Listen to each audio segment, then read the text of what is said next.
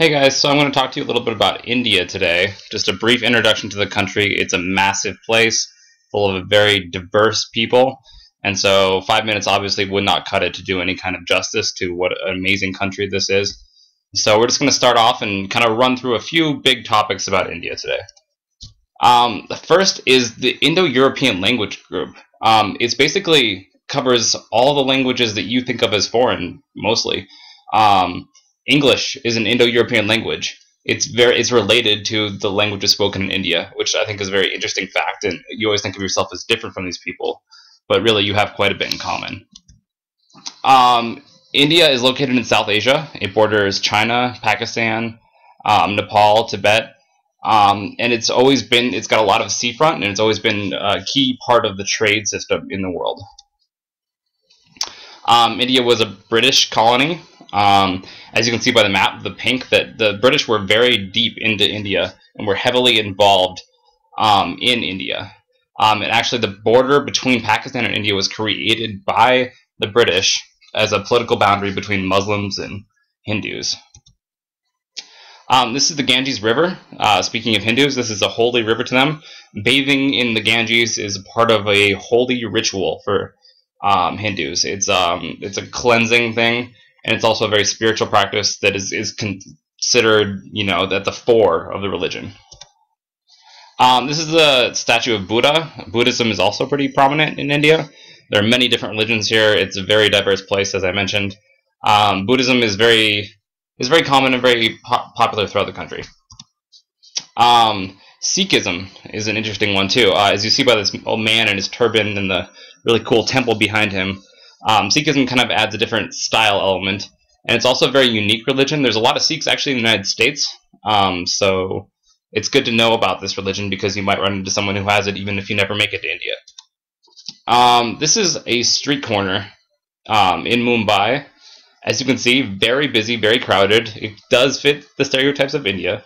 But as you can see, it's the world's largest democracy and capitalist economy. And you can see by the street corner that it's just embracing the new age. You see up in the upper right-hand corner, there's a cybernet place where you can email people and send faxes. Not that that's super up to date. And outsourcing. That's kind of another stereotype we have. There are a lot of customer service jobs that are outsourced to India. And that is because it's a large population, and English has this de facto status in the country where people do learn it. We always think of them as being a different people and hard to understand, but at least they're not these funny-looking guys from Star Wars, like in this poster. The people of India have a variety of dresses and outfits, and this is just kind of a taste. Very colorful. Long flowing robes are pretty common, but not necessarily the rule. This guy. This is Gandhi, the pacifist leader of India. He inspired Martin Luther King in many ways.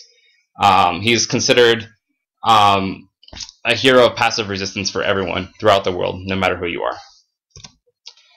This is curry. It's a traditional Indian food.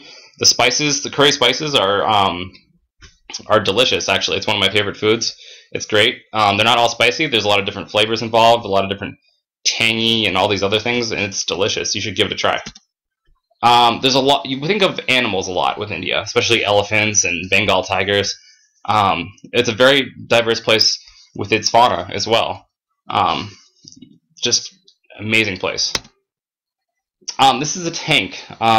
India's been involved in its fair share of wars, including wars with China, as mentioned in the subtitle, but also border conflicts with Pakistan over the province of Kashmir, which I'll get to.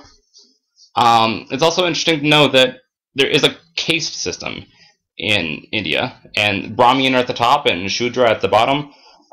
You are considered of a second-class citizen, and quite really, and it does happen quite a bit.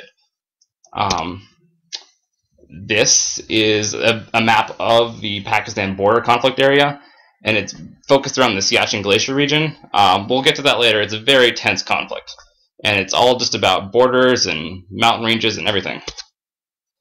This is the busy Mumbai train system, as you can see, crowded. And very recently they had some train bombings by extremist terrorists. India also has a problem with terrorism. They're fighting at the same time we are. This is Nanda Devi in the Himalayas. India has some very large